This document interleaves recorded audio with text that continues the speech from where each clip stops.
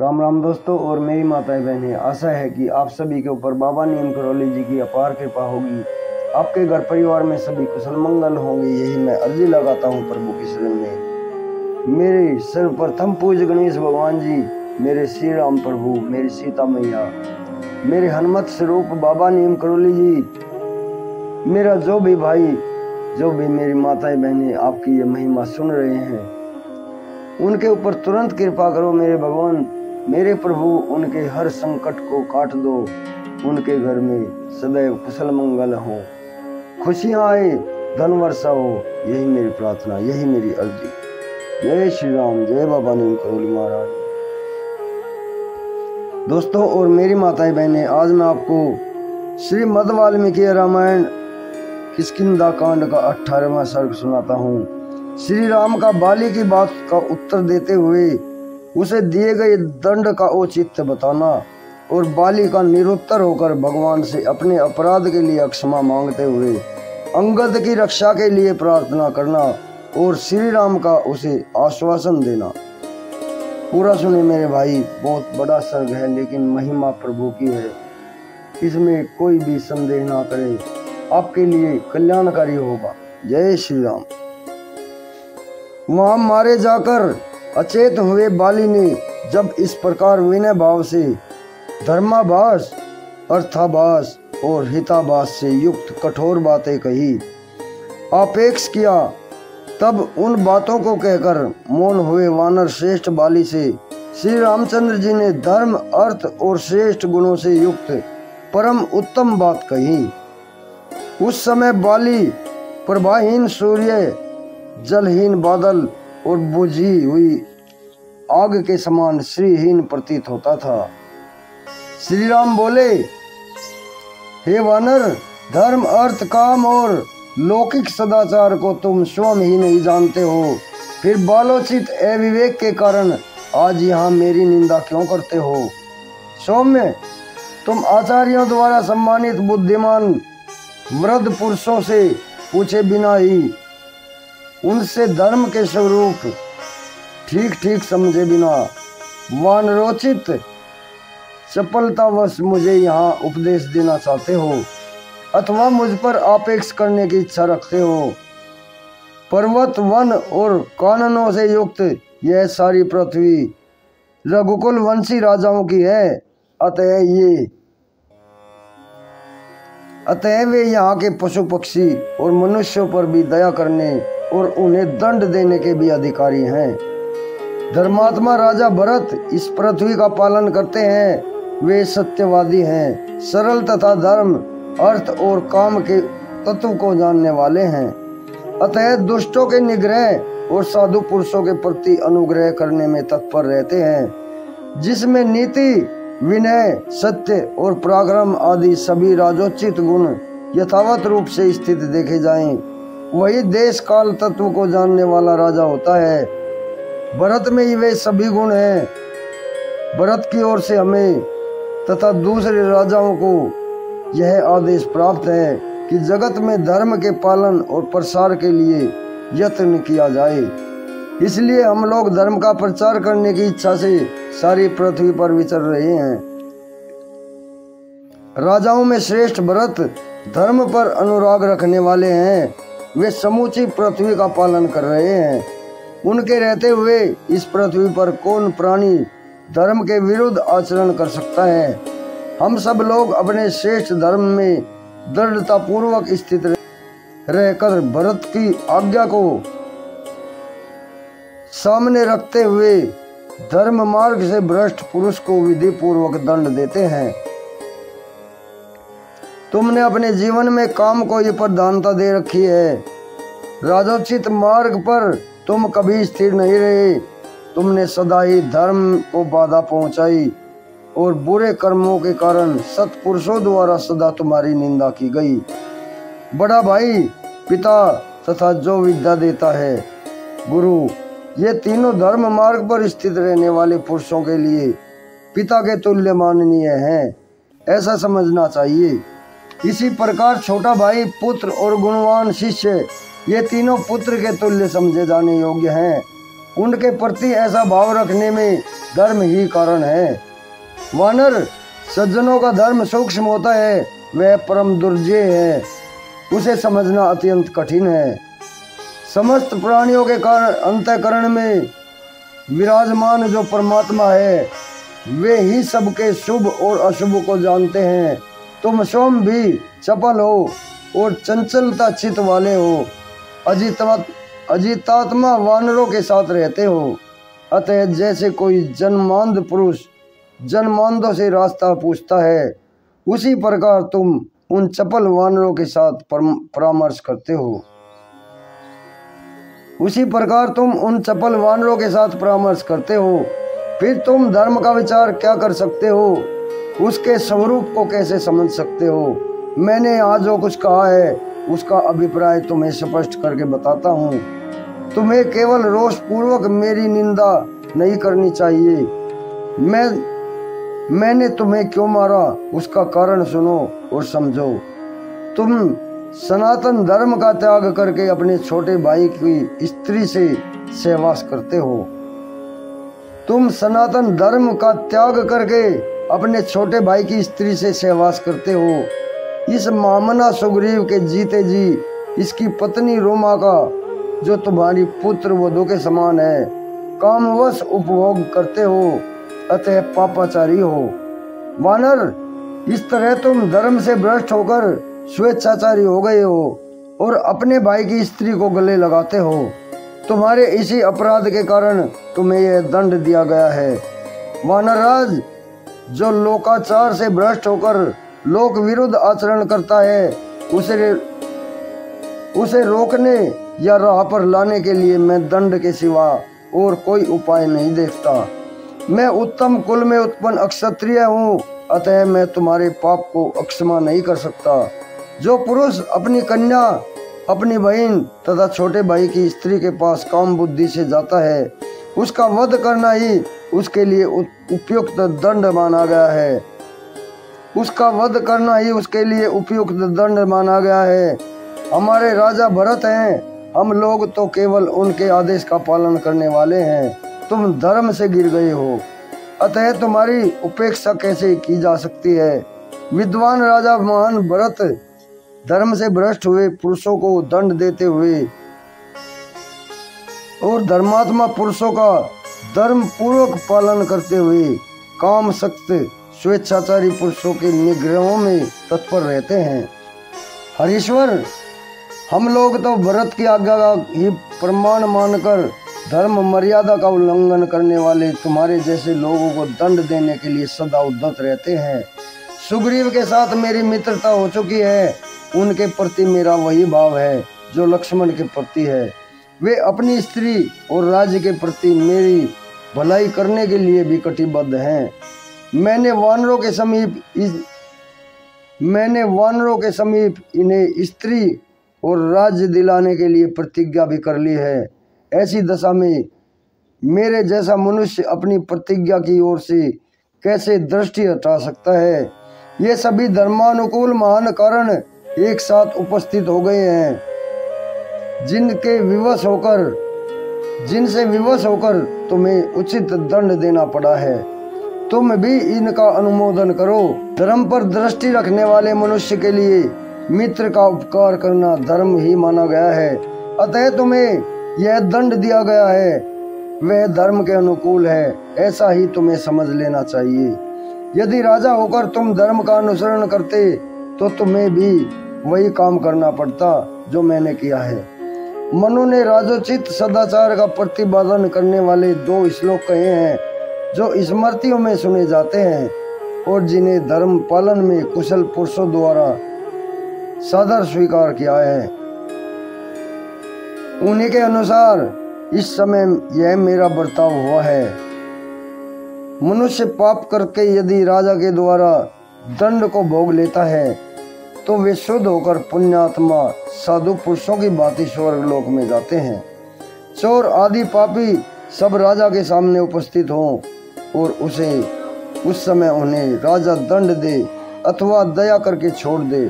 चोर आदि पापी पुरुष अपने पाप से मुक्त हो जाता है किंतु यदि राजा पापी को उचित दंड नहीं देता तो उसे स्वयं उसके पाप का फल भोगना पड़ता है। तुमने जैसा पाप किया है वैसा ही पाप प्राचीन काल में एक श्रमण ने किया था। उसे मेरे पूर्वज महाराज मानधाता ने बड़ा कठोर दंड दे दिया था। उसे मेरे पूर्वज महाराज मानधाता ने बड़ा कठोर दंड दिया था जो शस्त्र के अनुसार अभीष्ट था। यदि राजा दंड देने में प्रमाद कर जाए तो उन्हें दूसरों के किए हुए पाप भी भोगने पड़ते हैं तथा उनके लिए जब वे प्रायश्चित करते हैं तभी उनका दोष शांत होता है। अतः वानर श्रेष्ठ, पश्चाताप करने से कोई लाभ नहीं है। सर्वथा धर्म के अनुसार ही तुम्हारा वध किया गया है, क्योंकि हम लोग अपने वश में नहीं हैं, शास्त्र के अधीन है, धर्म के अधीन है। वानर शिरोमणि, तुम्हारे वध का जो दूसरा कारण है उसे भी सुन लो। वीर, उस महान कारण को सुनकर तुम्हें मेरे प्रति क्रोध नहीं करना चाहिए। वानर श्रेष्ठ, इस कार्य के लिए मेरे मन में ना तो संताप होता है ना ही खेद है। मनुष्य बड़े बड़े जाल बिछाकर, फंदे फैलाकर और नाना प्रकार के कूट उपाय करके छिपे रहकर सामने आकर बहुत से मृगों को पकड़ लेते हैं। भले ही वे भयभीत होकर भागते हों या विश्वस्त होकर अत्यंत निकट बैठे हों। मांसाहारी मनुष्य, अक्षत्रिय सावधान, असावधान तथा विमुख होकर भागने वाले पशुओं को भी अत्यंत घायल कर देते हैं, किंतु उनके लिए इस मर्गयाग में दोष नहीं होता। वानर धर्मज्ञ, हे वानर, धर्मज्ञ राजऋषि भी इस जगत में मरगाया के लिए जाते हैं और विविध जंतुओं का वध करते हैं। इसलिए मैंने तुम्हें युद्ध में अपने बाण का निशाना बनाया है। तुम मुझसे युद्ध करते थे या नहीं करते थे, तुम्हारी वध्यता में कोई अंतर नहीं आता, क्योंकि तुम शाखा मृग हो और मरगाया करने का अक्षत्रिय को अधिकार है। वानर श्रेष्ठ, राजा लोग दुर्लभ धर्म, जीवन और लौकिक अभ्युदय देने वाले होते हैं, इसमें संशय नहीं है। अतः उनकी हिंसा न करे, उनकी निंदा न करे, उनके प्रति अपेक्ष भी ना करे और उनसे अप्रिय वचन भी न बोले, क्योंकि वे वास्तव में देवता होते हैं जो मनुष्य रूप से इस पृथ्वी पर विचरते रहते हैं।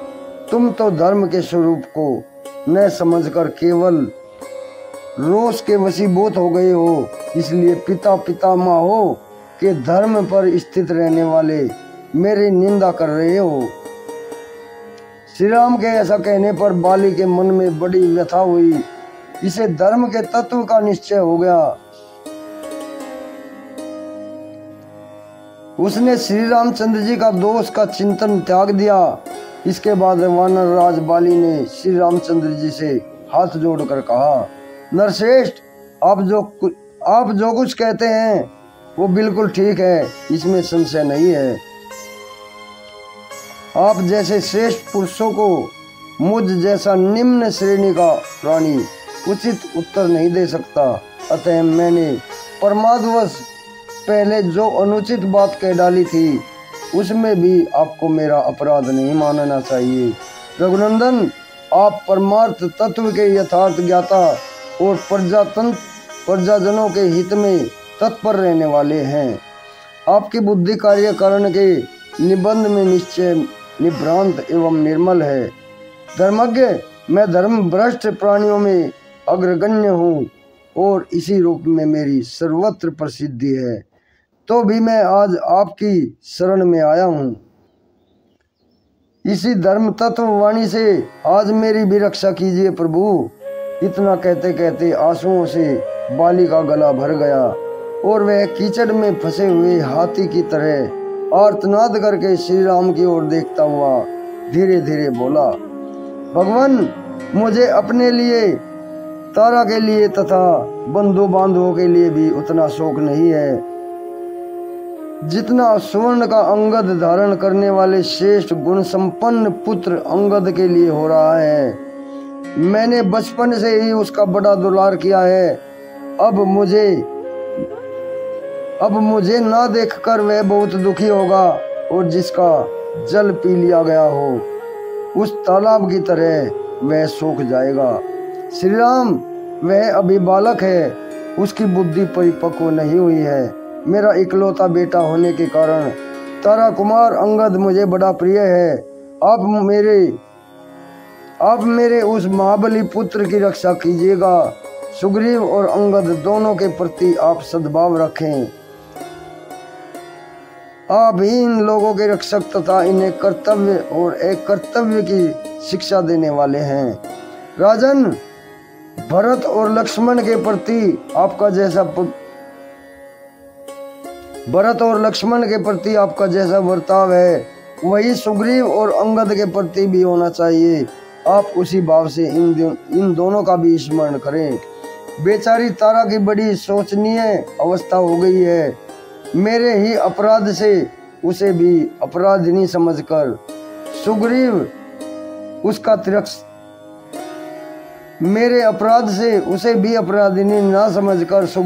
तिरस्कार न करे, इस बात का भी आप ध्यान रखिएगा। सुग्रीव आपका कृपा पात्र होकर भी इस राज्य का यथार्थ रूप से पालन कर सकता है। आपके अधीन होकर आपके चित्त का अनुसरण करने वाला पुरुष स्वर्ग और पृथ्वी का भी राज्य पा सकता है, उसका अच्छी तरह पालन कर सकता है। मैं चाहता था कि आपके हाथ से ही मेरा वध हो, इसलिए तारा के मना करने पर भी मैं अपने भाई सुग्रीव के साथ द्वंद्व युद्ध करने के लिए चला आया। श्री रामचंद्र जी से ऐसा कहकर वानर राज बाली चुप हो गया। उस समय उसकी ज्ञान शक्ति का विकास हो गया था।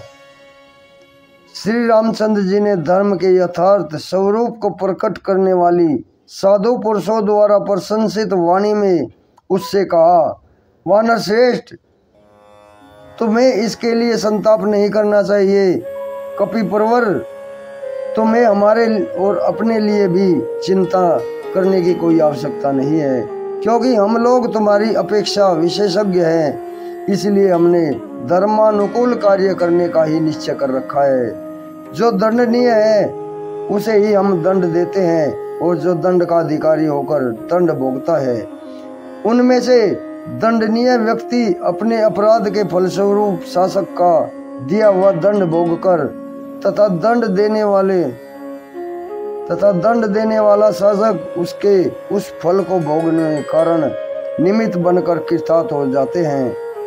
अपना अपना कर्तव्य पूरा कर लेने के कारण कर्म रूप ऋण से मुक्त हो जाते हैं, अतः वे दुखी नहीं होते। तुम इस दंड को पाकर पाप रहित हुए और इस दंड का विधान करने वाले शास्त्र द्वारा कथित दंड ग्रहण रूप मार्ग से ही चलकर तुम्हें धर्मानुकूल शुद्ध स्वरूप प्राप्ति हो गई। अब तुम अपने हृदय में स्थित होकर शोक मोह और भय त्याग दो। वानर श्रेष्ठ, तुम देव के विधान को नहीं लांघ सकते। वानरेश्वर कुमार अंगद तुम्हारे जीवित रहने पर जैसा था उसी प्रकार सुग्रीव और मेरे पास भी सुख से रहेगा, इसमें संशय नहीं है। युद्ध में शत्रु का मान मर्दन करने वाले महात्मा श्री रामचंद्र जी का धर्म मार्ग के अनुकूल और मानसिक शंकाओं का समाधान करने वाला मधुर वचन सुनकर वानर बाली ने यह सुंदर युक्ति युक्त वचन कहा। प्रभु, देवराज इंद्र के समान भयंकर पराक्रम प्रकट करने वाले नरेश्वर, मैं आपके बाण से पीड़ित होने के कारण अचेत हो गया था, इसलिए अनजान में मैंने जो आपके प्रति कठोर बातें कह डाली हैं उसे आप क्षमा कर दीजिए और इसके लिए मैं प्रार्थना पूर्वक आपको प्रसन्न करना चाहता हूँ।